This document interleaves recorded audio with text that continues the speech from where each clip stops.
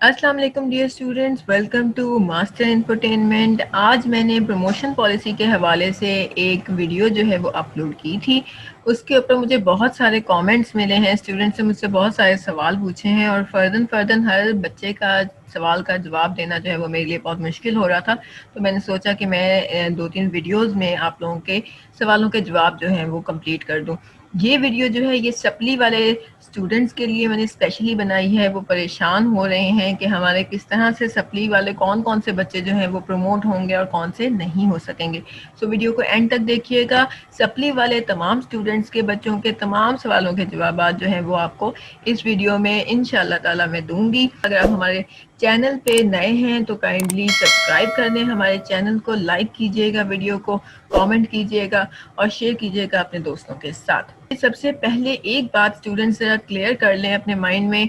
इस नोटिफिकेशन के अंदर जो कि एचईडी की तरफ से जारी किया गया है, इन्होंने बोर्ड के जो सप्ली वाले केसेस हैं, स्पेशली 3 या 3 से ज़्यादा सब्जेक्ट्स में जिनकी सप्ली होती है, उनका जिक्र नहीं किया गया। यहाँ पे इस पूरे नोटिफिकेशन के अंदर आपको ओवरऑल फेल वो स्टूडेंट्स होते हैं जिनकी 3 में या 3 से ज़्यादा सब्जेक्ट्स में सप्ली होती है। उन्होंने तमाम पेपर दोबारा देने होते हैं। तो उन बच्चों का जिक्र कहीं भी मुझे इस नोटिफिकेशन में नज़र नहीं आया है। यहाँ कंपार्टमेंट केसेस की बात आई है, यानी जिन बच्चों ने कंपार्ट के तौर पे अपेयर होना था 2020 के एग्जाम्स के अंदर। अब वो कंपार्ट जो है वो आपकी फर्स्ट ईयर की भी हो सकती है या सेकेंड ईयर के भी, जिन बच्चों ने 2019 में पेपर दिए थे वो भी हो सकती है। अब कंपार्ट से मुराद है 1 या 2 सब्जेक्ट्स की सप्ली। तो 1 या 2 सब्जेक्ट्स की जो सप्ली है वो 40% ऑफ द सब्जेक्ट्स बनता है आपके टोटल सब्जेक्ट्स का। 6 सब्जेक्ट्स होते हैं तो उसका जो 40% बनता है वो 2 सब्जेक्ट्स बनते हैं। तो 40% जो सब्जेक्ट्स में फेल बच्चे हैं, उन लोगों की ही बात इस नोटिफिकेशन में नजर आई है। अब आ जाए जी, जो 2 में सप्लियां हैं या 1 में सप्ली है, उन लोगों के सारे केसेस जो है वो किस तरीके से गवर्नमेंट ने क्या डिसाइड किया है, किस तरीके से उसको प्रमोट कर रहे हैं। तो यहाँ पॉइंट नंबर 4 में आप देख सकते हो, यहाँ इन्होंने लिखा है कि जिन्होंने क्वालिफाई कर लिया है एक एग्जाम। अब क्वालिफाई का मतलब है कि वो तमाम पेपर्स में पास थे। मतलब अगर वो फर्स्ट ईयर के तमाम पेपर्स में पास थे और सेकेंड ईयर में उनकी कोई कंपार्ट आ गई थी, 1 या 2 सब्जेक्ट्स में उनकी सप्ली थी, तो वो क्या करेंगे कि जो फर्स्ट ईयर में उन सब्जेक्ट्स में जो उनके नंबर थे जिसमें वो पास थे, वही नंबर सेकेंड ईयर में उन लोगों को देकर पास कर दिया जाएगा। लेकिन बिल फर्ज, ये पॉइंट 5 में उन्होंने कहा है कि अगर पार्ट 2 में वो क्वालिफाई कर गए थे, पार्ट 1 की सप्लियां थी, तो फिर क्या होगा कि जो पार्ट 2 की थ्योरी के नंबर थे वो उनको दे दिए जाएंगे पार्ट 1 की थ्योरी में। अब चूंकि पार्ट 2 उन्होंने दिया हुआ है, जिन जिन बच्चों ने भी प्रैक्टिकल दिए हुए हैं, तो जो प्रैक्टिकल के नंबर्स आपके ऑलरेडी जो आप लोगों ने दिए हुए हैं प्रैक्टिकल, जिन जिन बच्चों ने भी दिए हुए थे, ये मैं उनकी बात कर रही हूँ जो हमारा बैच था 2017 से 19 वाला या उससे पुराने वाले बच्चे जो हैं, जिन लोगों ने पिछले साल सेकेंड ईयर के पेपर्स में अपेयर हुए थे लेकिन वो फेल हो गए थे, उनकी कंपार्ट्स आ गई थी। ये उन बच्चों की बात हो रही है क्योंकि उन्होंने पिछले साल प्रैक्टिकल एग्जाम्स दिए थे। सिर्फ उन बच्चों ने प्रैक्टिकल एग्जाम्स नहीं दिए हुए जो कि पिछले साल 2019 में फर्स्ट ईयर के पेपर जिन्होंने अटेम्प्ट किए थे, उन लोगों का कोई प्रैक्टिकल एग्जाम नहीं हुआ था, लिहाजा उनको प्रैक्टिकल के नंबर्स दिए जाएंगे। ये मैं एक अलग वीडियो में बताऊंगी कि प्रैक्टिकल के नंबर किस तरह से दिए जा रहे हैं। अच्छा, सो यहाँ सिर्फ सप्ली की हम बात करने लगे हैं, तो आप लोगों के लिए ये बात जरा जहन में क्लियर कर लो कि किसी एक पार्ट में, चाहे वो फर्स्ट ईयर है या वो सेकेंड ईयर है, पास अगर आप होते हैं और दूसरे पार्ट में आपकी कंपार्ट आती है, यानी 1 या 2 में आपकी सप्ली आ जाती है, तो जिस पार्ट में आप लोग पास थे उसके हिसाब से नंबर दूसरे पार्ट में दे दिए जाएंगे, रिस्पेक्टिव आपके पास जो भी सब्जेक्ट के अंदर बनते हैं। पैराग्राफ 9 में आप इसको देख सकते हो, who were to appear in intermediate examination 2020 to avail their last chance. उनके पास लास्ट चांस था और उन्होंने अभी इसको क्लियर कर सकते थे वरना इनका चांस खत्म हो जाता। तो उन बच्चों को जो है एवरेज मार्क्स दे के, जो उनके पास्ट सब्जेक्ट्स थे उसमें एवरेज नंबर्स लगा के जो एवरेज बनता है वो दे के तो इनको पास कर दिया जाएगा। लास्ट चांस वालों के लिए सिर्फ और सिर्फ ये एक बात है।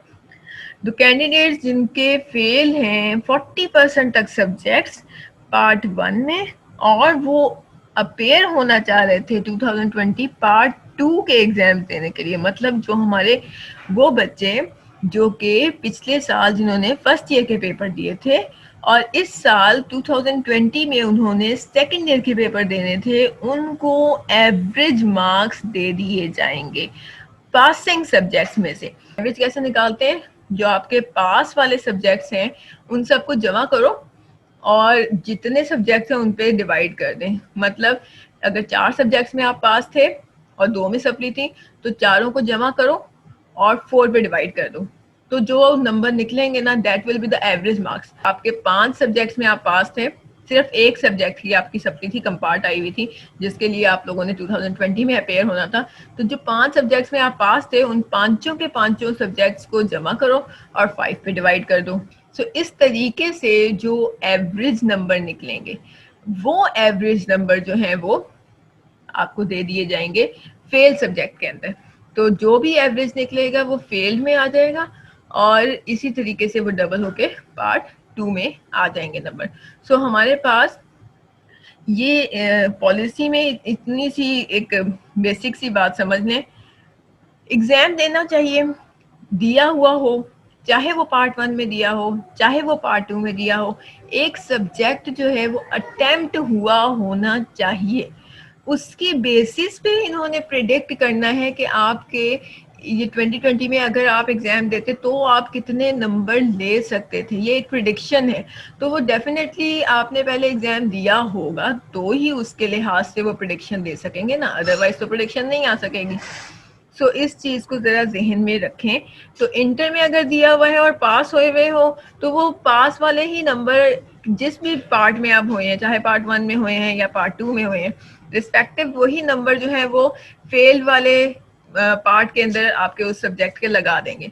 लेकिन जिस तरह से हमारे फर्स्ट ईयर के पिछले साल के स्टूडेंट्स थे जिन्होंने फर्स्ट ईयर के पेपर्स दिए थे और उसमें वो फेल हो गए थे, तो जाहिर सी बात है वही फेल वाले नंबर जो है वो पार्ट 2 में तो लगा नहीं सकते थे। तो इसके लिए उन्होंने पॉलिसी ये निकाली है कि एवरेज निकाल लेंगे पास वाले सब्जेक्ट्स की और उस एवरेज से आपके आइडिया लगा के तो वो फेल वाले सब्जेक्ट को एवरेज वाले नंबर दे दिए जाएंगे।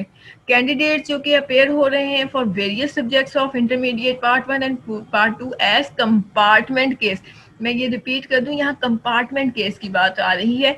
सो जो भी कंपार्टमेंट केस में अप्लाई हो रहे थे, जितने भी बच्चे हो रहे थे, उन सब बच्चों के अवार्ड करेंगे average marks obtained in the passing subjects respectively.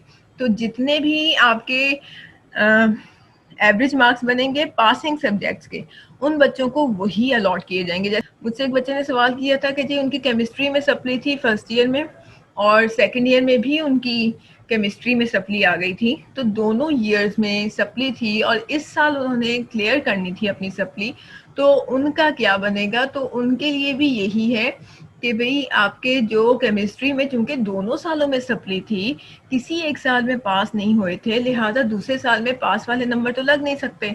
तो ऐसे तमाम केसेस हैं जिनके अगर वो किसी उस सब्जेक्ट में पास मार्क्स हमारे बोर्ड वालों के पास नहीं है तो वो क्या करेंगे, एवरेज निकालेंगे, जो आपके पास सब्जेक्ट्स हैं उन सब की एवरेज निकाल के जो एवरेज नंबर बनेगा वो लगा दिया जाएगा फेल वाले के अंदर।